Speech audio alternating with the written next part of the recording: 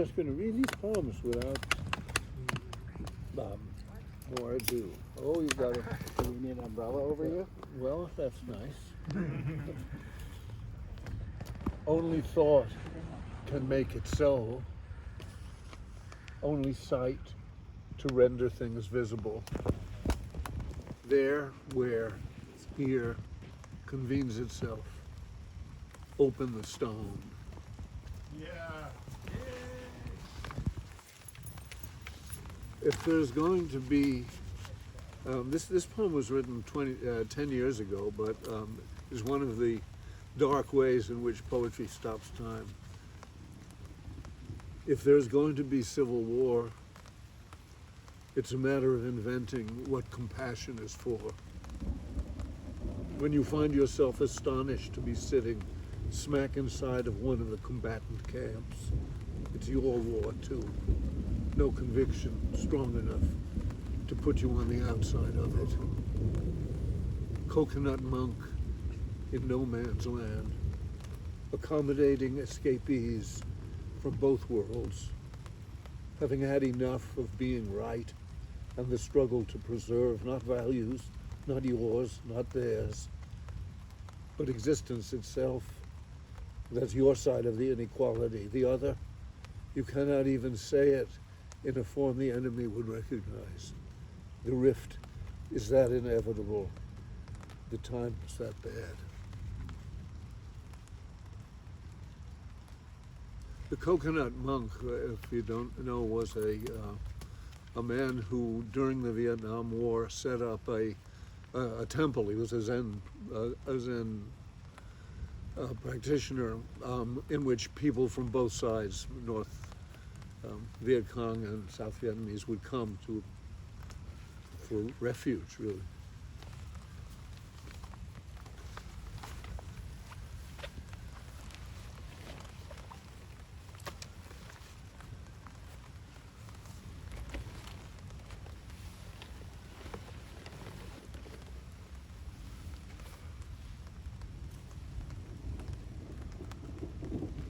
Okay.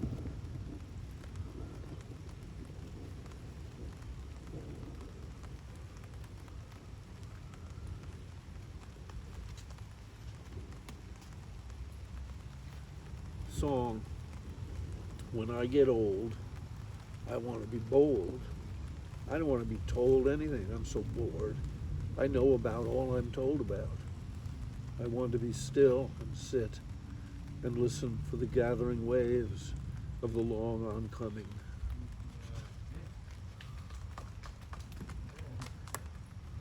And this is a peculiar rendition of the Buddha's famous fire sermon. All things, O monks, are on fire. They vanish like straw in a flame. The eye is on fire, the ear is on fire, the nostrils, the tongue, the body entire. The forms that the eye sees and the mind that informs them, the noises the ear knows, fire on fire. Flavors and fragrances, sensations and contact, the intellect and what's in it, fire on fire. Wanting what you have not, hating what has you, rage and desire, fire on fire. So burn, O monks, until you comprehend this. Then do be done with it. Put out the fire.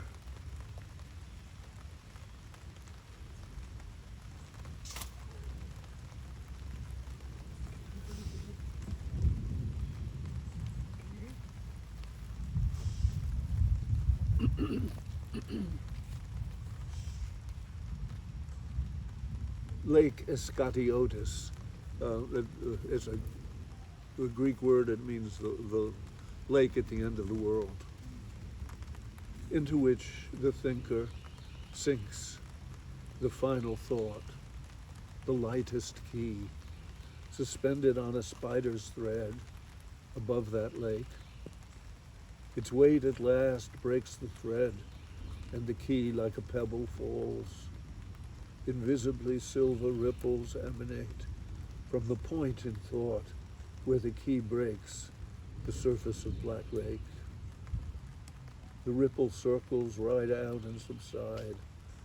At the last instance, as the circles reach the farthest verge, and the ripples cease at last, a flash of light supplants the mind.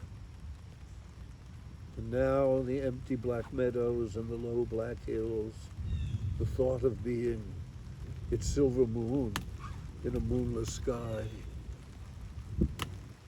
The tear in the fabric, if mind were your weather gear, that lets the blue Kabbalah flux with the stallions.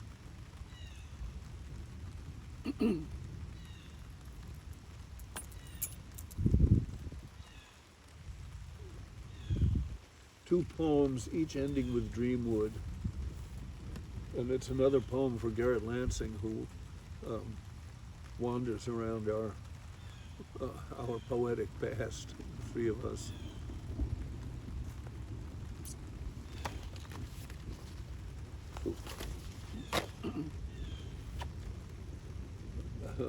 No, it's okay. We're gonna get wet.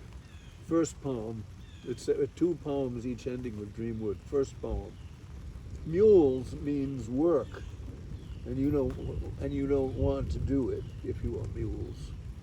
Pulling a cart or mule load up a mountain, the burden of existence suffered to be carried up the suffered road that is the task at hand. Horses, contrariwise, run free from their burdens, fly on the wind with God-sprung pinions, plumes of flame, ultimately. But broken horses fear the flame, fear the absolute of their own liberation, if we are horses. To shake off the harness is within reach, possibly. You buck and whinny, wildly waggle your wizened mane and attempt it. Imagine flight, call on the gods. But fire is fearful if you choose to doubt the feasibility of it. Do you have an absolute nature free in the fire or not? Will you be devoured by the flames of your own liberation? I am of two minds, naturally. The one which treats its own nature as a matter of urgent inquiry, the other that shoots from the root. For I know it is not mule work to attain the ultimacy of where I actually am, but the work of flaming horses, a light in the dreamwood. Second poem for Garrett. How to eke out a niche of absolute divergence that leverages everything to a value each thing denies. A big egg hatched Max Ernst in the summer when the rotting mother bird had to peck at her own breast to rid her product of its matrix and set him, contrariwise, to the work of an impertinent discovery. The putrescence of polyphony has a sun in it, a face that shines like the sun. 1 minute, but later, the thing you thought was the sun falls from the thing you thought was the sky. Even the sky is the projection of a prodigious illusion. All use, abuse. To cite for the umpteenth time in these missives, the wizened sorcerer of Gloucester, Massachusetts, who eats and eats and eats, whose intellect eats and eats, but shines in the dreamwood. Okay, sorry to interrupt, but we can all move inside if everybody's tired of getting wet. I'm fine. I think it's kind of nice. I'll read Yeah, this nice. one poem about the weather, and then we'll decide. The thunder billows encompass the villages, the mountains, the woods, the meadows, the scattered houses. 1,000 storms per minute over the globe crack open the planetary atmosphere. Nature writhes, disclosing the energies that lie in her. Even the sun burns in electromagnetic weather, a node of heat in a web across nebulae. Material catastrophes unveiled by tentative terrestrial telescopy. Forms of collision known now, unknown even a week ago. Gamma ray burst of 2 seconds in duration due to collision of neutron stars and other gravitational oddities, releasing more force in that interval than suns like our sun express in the full duration of their existences. I look a fly in the eye. We exchange apparencies, awakening deep unknowing in each other. The storm goes by. The birds begin to emit the songs of relief. What is an image that it stops the transiency of forces, that it causes apparency to take refuge in a thought? I saw the sun and its sun rays stop beneath a cloud, Apollo with his arrows. I heard the beasts of this locality tick and whinny and whistle as the weather changed. Do we stop? Do we do? Do a few more. Yeah, do a few more. Well, okay, this was going to be the last one, but it'll do for that, I suppose. On the weirdness near dead things. What does it mean to have an idea? Step outside of that. Everything is weird. To have an idea means to stop the weirdness of things. Any thought, and we're back in high school, we know who our fathers are and what a father is.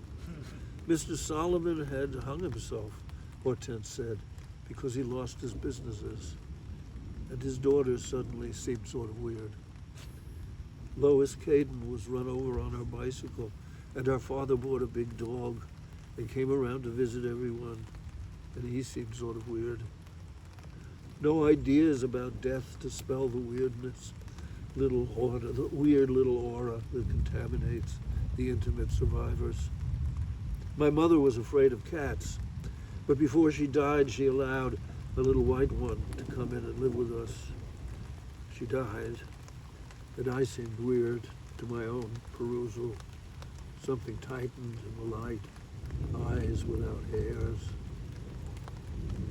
Would you rather live when paradigms are breaking down, or when new theories burgeoning with broad predictive powers all seem confirmed? The feeling that we know what's going on, then the loss of that. So Newton, Aristotle, whomever, proved wrong on basic points. Zoroaster, Buddha, contradicted anywhere, but never wrong in that sense. The weirdness programmed in to the root of the doctrine, such that the doctrine's loss confirms rather than denies the essential point in it. Whole peoples seem a little weird now that that idea, the one that moved the blood in them, has been reft from them.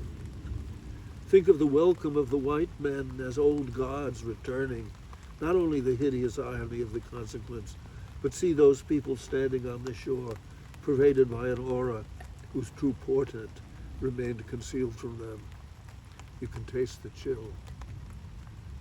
Being doesn't die, and you who are not as you seem, but being alone is all that is in you.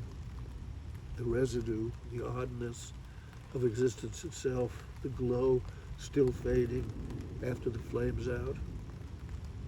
In the woods, these sugar maples, aspens, ash, or oak, they are not trees if addressed from near enough to know the work of texture, habitat, root, clutch, stone. Names restrain themselves before the fabulous intimacy of contact ever deepening. The weirdness resolved in intimacy, not idea. The surge of being in being with without the terminate. Surge of being in being with without termination in positings of the known, but journeyings along itself, through itself, micro-world and body depth redounding in ever subtler, self-instructed motion toward continuum. Yeah.